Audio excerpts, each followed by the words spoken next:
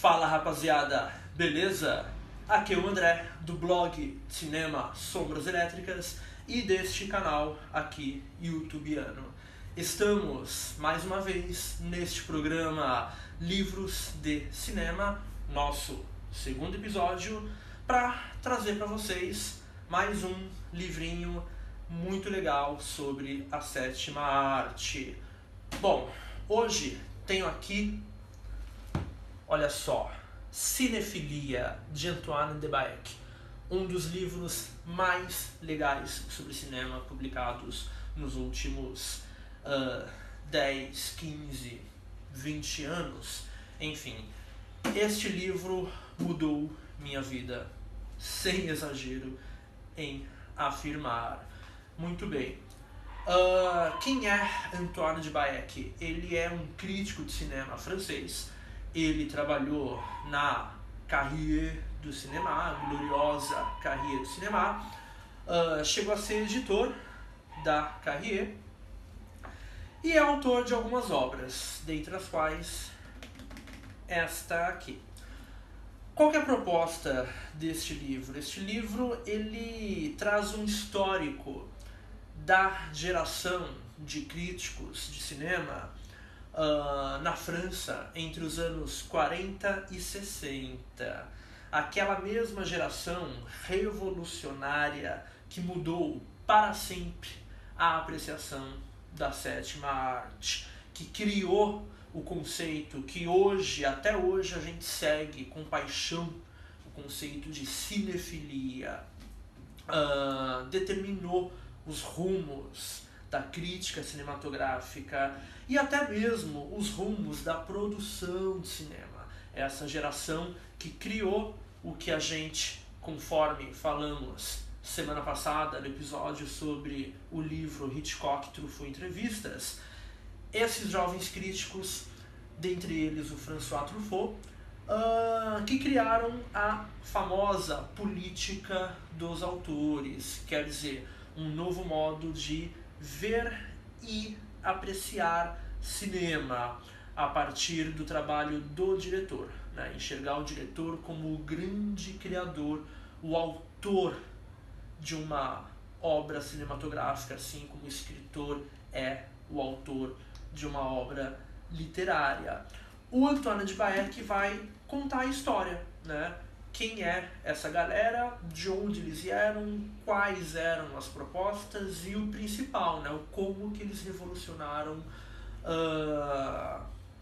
toda a história da apreciação e da crítica de cinema. E continuam revolucionando até hoje, né? Muito bem. O subtítulo do livro é, olha só, Cinefilia, invenção de um olhar, história de uma cultura, 1944-1968. Tá aqui. A revolução trazida por esses críticos realmente reinventou a apreciação de cinema, a invenção de um novo olhar. Inventaram uma nova cultura, uma cultura cinematográfica, a mesma que a gente tem até hoje. Enfim, vamos lá. Já havia cinefilia antes dessa galera aqui aparecer? Sim, já havia. Os primeiros cinéfilos vêm lá das décadas de 10, década de 20, né?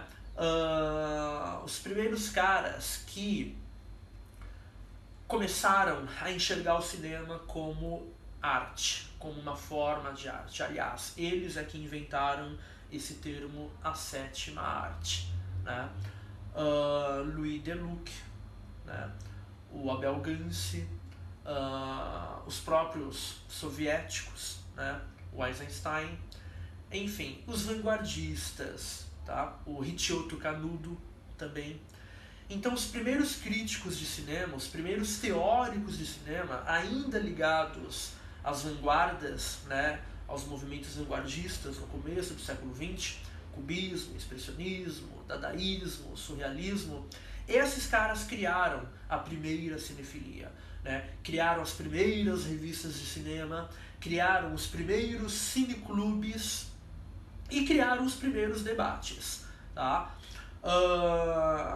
Enfim, criaram, né, a primeira cultura cinematográfica, tentando fazer o cinema se autoafirmar como arte tão importante quanto todas as outras, porque até então, no geral, os intelectuais considerados sérios, intelectuais ligados às belas artes, né, à pintura, escultura, ligados também à literatura, ou às ciências sociais, né, ciências humanas, a filosofia, a sociologia, não consideravam o cinema um negócio muito sério, né, achavam que o cinema era um entretenimento barato, industrial, coisa de parque de diversões, coisa de feira livre, tá? Quando muito, uma arte menor, vulgar, popular, mero produto da indústria cultural. Daí essa galera, né, os primeiros cinéfilos vanguardistas, vieram e falaram: não, cinema é um negócio muito sério, cinema é uma arte tão ricamente elaborada e complexa quanto todas as outras, quanto a literatura, quanto ao teatro, quanto as artes plásticas. Beleza, legal. Aí vem a Segunda Guerra Mundial, né? Momento de pausa, certo? Após a Segunda Guerra Mundial, ainda em 1945, na verdade um pouco antes, né? O próprio Antoine de Baek, ele coloca aqui, vamos ver no subtítulo, o recorte histórico que ele faz. Cadê? Tá aqui. História de uma cultura, 1944-1968, ou seja, esta segunda cinefilia começou ainda durante a guerra, começou na França, ainda ligada à resistência francesa contra a ocupação nazista, né? E aí, com o final da guerra, essa galera vai realmente batalhar uma renovação, né, uma reconstrução do cenário cultural francês, de um modo bem ativista mesmo. E aí, através de cineclubes, revistas, e aí em 1951, André Bazin, né, talvez o maior crítico de cinema de todos os tempos, André Bazin, junto de uma outra galera lá, eles vão criar a revista Carrier do Cinema, a Bíblia do cinema universal. Também na década de 50 é criada a revista Positif, e aí a Carrier do Cinema e a Positif vão dividir o mercado, né, de uma maneira até bem polarizada. Elas eram, na época, revistas concorrentes, com propostas diferentes, enfim, estilos bem diferentes de apreciação cinematográfica. Mas enfim, aí a Carrier do Cinema, através, né, do grande mentor André Bazin, vai reunir alguns jovens críticos, como a gente já falou um pouco semana passada aí, falando sobre o Hitchcock. Alguns jovens críticos, François Truffaut, Jean-Luc Godard, Claude Chabrol, Jacques Rivette, né, dentre outros, só para ficar entre os mais famosos. E esses caras vão criar um novo estilo de crítica, uma nova maneira de olhar para o cinema, a partir, como eu já falei, da figura do diretor, do cineasta como grande artista no cinema. Daí a política dos autores. Nos anos 60, esses mesmos jovens críticos vão passar para trás das câmeras e vão se tornar cineastas, e vão também revolucionar a história do cinema, criando a Nouvelle Vague, né?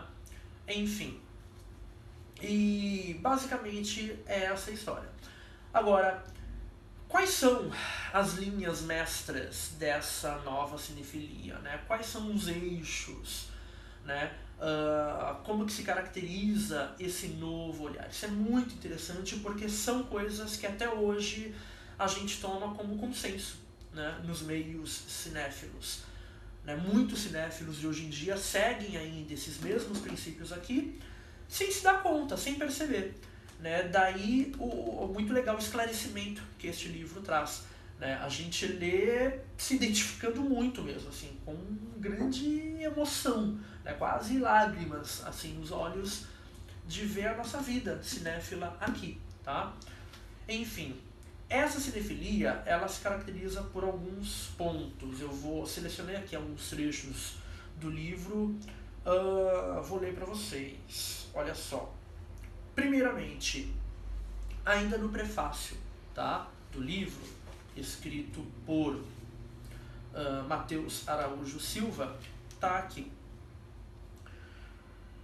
O livro nos permite entrever curiosas semelhanças entre aspectos do contexto francês em que mergulha e, mutatis mutandis, do contexto brasileiro atual de emergência de uma nova geração crítica que aproveita a maior facilidade de acesso aos filmes na era da TV a cabo, do DVD e dos downloads para educar seu olhar, reagindo aos esquemas habituais da crítica institucionalizada e dos profissionais da profissão, entre aspas, tá, esta expressão aqui, como dizia Godard. Ele nos ajuda, assim, a compreender melhor os sinais, ou a miragem, de uma nova cinefilia entre nós. Então, o primeiro aspecto da cinefilia inaugurada aqui pelos jovens turcos, como eles eram chamados, da Cahiers du Cinéma, é esse caráter combativo, esse caráter rebelde, iconoclasta, ativista mesmo. Então, esses jovens cinéfilos, eles batiam muito de frente contra a crítica institucionalizada na França, contra tudo aquilo que era considerado o bom gosto, contra todos os dispositivos tradicionais de legitimação de um grande filme, um grande diretor, tá? Ou um grande crítico de cinema. Essa crítica tradicional que circulava em grandes jornais, né? É a grande mídia, é a mídia comercial, a mídia hegemônica, né? Então, esses jovens críticos em seus cineclubes, em suas revistas alternativas que eles fundavam, tá? Hoje em dia a Cahiers du Cinéma é uma sumidade, mas na época ela nasceu como uma revista combativa, alternativa. Esses caras vieram para propor mesmo um novo olhar, um olhar contra, um olhar diferencial em relação a essa crítica tradicional. E isso é o que acontece até hoje, cara. Essa é uma das grandes lições dessa cinefilia. Quer dizer, hoje em dia é batata isso, né? Como que na era da internet a mídia tradicional morrendo, uma agonia lenta aí, né? Então, de um lado, você ainda tem os críticos de cinema tradicionais que escrevem para jornais, grandes jornais, revistas que falam lá na TV, mas é uma mídia já, né, em lenta decadência e agonia. E por outro lado, a gente tem todo esse fervo, né, da crítica na internet, dos cinéfilos amadores, tá? Não profissionais, sem, muitas vezes, sequer uma formação, né, uma formação técnica na área do cinema, do jornalismo, mas que por próprio gosto, por experiência, por repertório, por amor ao cinema, vão lá e dão a cara a bater, né? Criam seus canais no YouTube, criam seus blogs, passam a escrever críticas, né?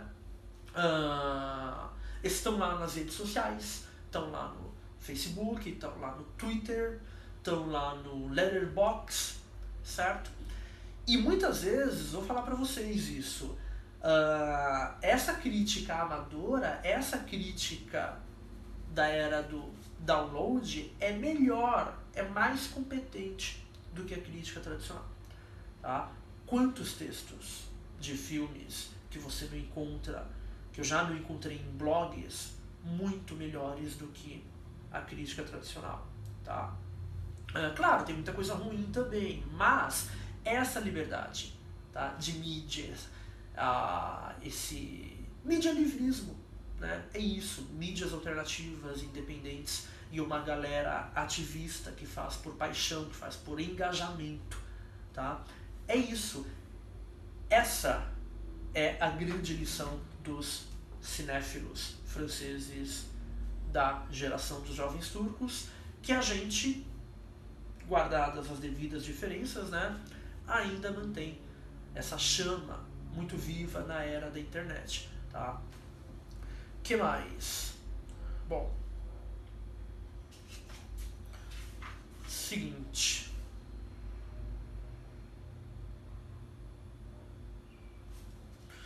Olha só, esses cinéfilos franceses, eles tinham uma paixão não só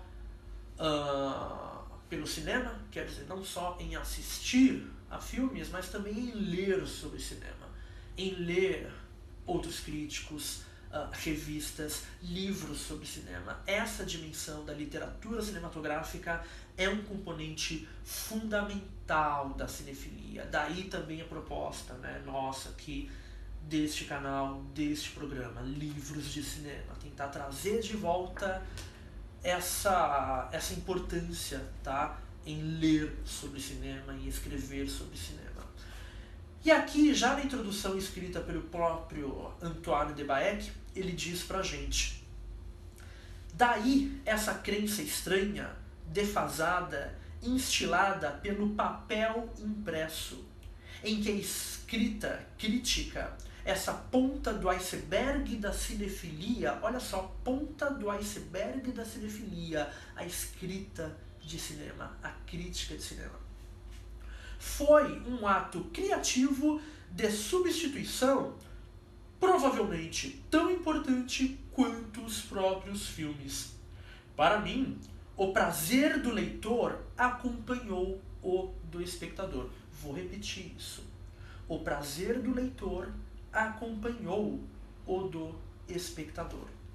E uma vez que os autores de filmes e os gêneros já estavam lá, devorar a literatura cinematográfica, a dos periódicos, revistas e livros, era minha outra maneira de ser cinéfilo. A única, talvez, que me pertencesse de fato. Meu amor pelo cinema viria a englobar tanto filmes e cineastas, quanto críticos e espectadores. Tá aqui, depoimento lindo do Antoine de Baec. Por conseguinte, tudo mudava. Não se tratava mais de sacralizar apenas cineastas, mas também críticos. Não apenas filmes, mas também textos. Não apenas o cinema, mas a cinefilia. Tá aqui para você, jovem cinéfilo, pregar na cabeceira da sua cama. Sacralizar essa dimensão ativista, essa dimensão de fé mesmo da cinefilia, né? Da cinefilia inaugurada por essa galera aqui francesa entre os anos 40 e 60, né? Essa galera que tomava um conjunto de cineastas e críticos de cinema como santos sagrados de adoração, tá? Enfim. Bom, um outro aspecto fundamental dessa cinefilia é não apenas ver filmes, mas ler, né, como a gente acabou de falar. Ler sobre cinema, escrever sobre cinema e conversar sobre cinema. Debater, discutir, quer dizer, essa dimensão coletiva da experiência cinematográfica, né? Prolongar, como Antoine de Baec vai falar aqui, prolongar a experiência de um filme num debate, certo? Fundamental isso que a gente vê hoje muito forte nos blogs, em podcasts, né? Na famosa podosfera, nas redes sociais, no Twitter, no Letterboxd, enfim. Ir ao cinema, assistir aos filmes, isso não se compreende sem esse desejo de prolongar sua experiência pela fala, pela conversa, pela escrita. Cada uma dessas rememorações confere verdadeiro valor ao filme. É isso, rememorar, deixar o filme entrar dentro de você, né, e morar ali dentro, e compartilhar com outras pessoas. O que mais? Um outro trecho um pouco mais para frente. O ato de refletir é a marca específica da cinefilia. Todas as suas práticas visam dar profundidade à visão de um filme. Então, é ver um filme, ler sobre, escrever sobre, conversar sobre, falar sobre um filme, sobre o cinema, para quê? Para aprofundar, né? Aprofundar a experiência do cinema e refletir, aprofundar a reflexão, compreender, tá? Muito bem.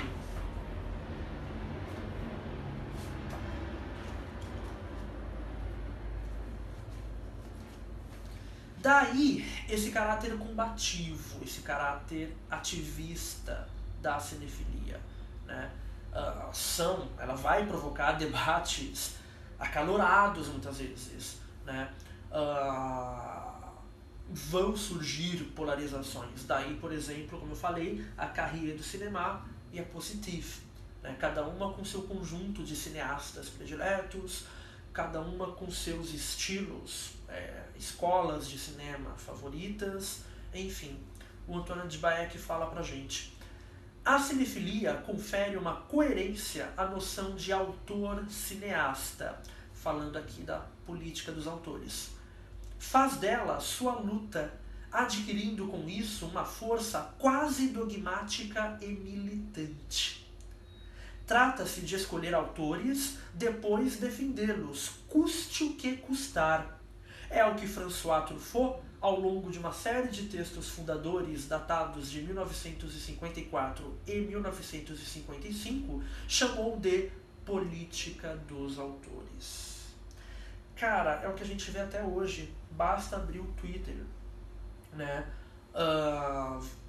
Bom, a gente tem lá, por exemplo, né, os fãs de Tarantino, e a gente tem lá a galera que não gosta do Tarantino e vai falar mal de Tarantino para um fã de Tarantino. Nossa, ferrou! Vai sair porrada, até, quase, né? É isso, tá? É essa paixão quase dogmática, militante, política. Não é à toa que o Truffaut vai escolher essa expressão, né? A política dos autores, né? Enfim.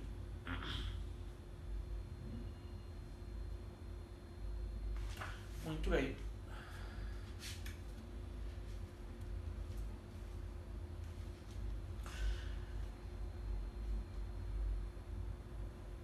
O André Bazin, né, ele, como pai inspirador, como mentor dessa segunda geração de cinéfilos, o André Bazin ele foi realmente, o Antoine de Baek fala aqui pra gente, um dos primeiros a dar um outro caráter, né, de profundidade intelectual para as reflexões sobre cinema. Daí essa noção da cinefilia em buscar uma profundidade da reflexão. O Antoine de Baek fala aqui pra gente: antes da guerra, nenhum intelectual de renome ia ao cinema. Nenhum pensara em comentar um filme a posteriori. Entretanto, Bazin fala dos filmes como se comentasse um romance de Dostoiévski. Escreve Dudley Andrew, biógrafo do crítico, para assinalar a sua influência. Então, esse próprio formato, né, de a gente assistir a um filme e depois escrever sobre esse filme, compartilhando a experiência, recomendando outras pessoas a verem também, ou não verem o filme, tá? E isso criando todo um debate. Isso vem muito do André Bazin, isso vem muito dessa segunda geração aqui de cinéfilos. Enfim, tem muito mais coisa interessante neste livro. olha só, ainda sobre o André Bazin. Deste ponto de vista, pode-se dizer que se Bazin pode ser visto como o pai dos cinéfilos, é porque ele era aquele que melhor praticava o ritual maior, o mais sensível debatedor do cinema. Cinema debate, é isso, tá? Tá aqui a origem, certo? Enfim. O que mais? Por fim... sim. E, retomando um pouco um negócio que a gente falou semana passada, discutindo o Hitchcock, esses jovens cinéfilos, né, os jovens turcos da carreira do cinema, eles, na prática, criaram uma nova teoria de cinema, né? Essa política dos autores, centrada nas escolhas criativas do diretor, né? Que é o que eles vão chamar, que é o que a gente chama de mise-en-scène, né? Um termo emprestado do teatro e que no cinema vai fazer um grande barulho, tá? A mise-en-scène. Então, o que seria, né, a arte do cinema verdadeiramente dita? A arte do cinema não estaria no roteiro, né? Não estaria no trabalho dos atores, não estaria nos cenários, estaria no quê? No como que o diretor vai decidir, vai escolher filmar aquela história, né? Onde que o diretor vai colocar a câmera, posicionamento de câmera, movimentos de câmera, edição também, sucessão de planos, cortes, tá? No geral é o que a gente vai chamar de mise-en-scène, que seria a encenação, digamos assim. Daí a importância para o Hitchcock, como a gente viu semana passada, dos storyboards, né? Em cada plano ser rigorosamente desenhado, né? Um filme pensado em todos os seus detalhes, plano a plano, fotograma a fotograma, frame a frame, exatamente o que a câmera vai captar em cada momento. Aí é que está a expressividade do diretor, do cineasta, aí é que está a arte do cinema. O Antoine de Bayek fala aqui pra gente. Pois os jovens turcos, ao elegerem Hitchcock, também deslocaram o terreno da discussão e o centro das polêmicas. Não se trata mais de opor o fundo e a forma, escolhendo um em vez do outro, mas de sugerir uma ideia do cinema radicalmente nova. O pensamento de um autor assume forma cinematográfica pela mise-en-scène. E esse, abre aspas, pensamento que toma forma, forma que pensa, fecha aspas. Frase de Godard. Constitui a beleza absoluta de um filme, o que o crítico deve ver e amar. Então, um crítico verdadeiro de cinema, um crítico que manja mesmo de cinema, que se preocupa mesmo com a arte do cinema, ele vai ficar sempre de olho atento à mise-en-scène, né? Ele vai entender o cinema como uma forma que pensa. O filme é uma forma de pensar. Deixo vocês com essa expressão para meditar. Coisa linda. Enfim. É isso, gente. Leiam. Esta edição que eu tenho aqui em mãos, ela é de 2011. Não sei se ainda está em catálogo, na verdade. Deveria ter pesquisado isso antes, não pesquisei. Mas só procurarem lá. Se não tiver, com certeza, enfim, em sebos vocês podem encontrar. Mas é um grandíssimo livro. E detalhe, só para mostrar aqui para vocês. Autografado, isso mesmo. Em 2011, o Antoine de Bayek veio aqui, né, para São Paulo lançar o livro no Cine Reserva Cultural, né? Houve uma sessão de autógrafos e eu aproveitei para fazer aquela tietagem básica também. É isso aí, gente, né? Quem curtiu, se inscreva no canal, deixa sua curtida, visite lá o blog Sombras Elétricas, Twitter, também tá aí o link. Também tem uma página no Letterboxd, vou colocar também aí o link. E semana que vem estaremos de volta para indicar, comentar, recomendar mais um pequeno, grande livro de cinema.